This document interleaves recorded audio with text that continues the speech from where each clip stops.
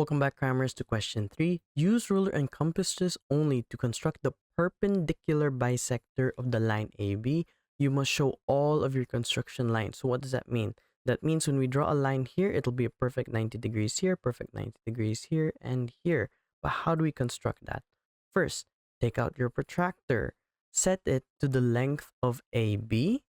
So this is length AB. Now, we start at the pivot A and we draw a singular arc around point A. Then we start at point B using the same length of the protractor and draw a second arc. Notice how they intersect at 2 points.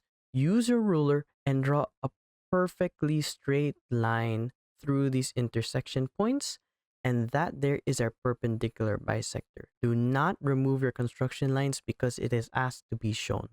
Thanks for watching. Cram, then scram.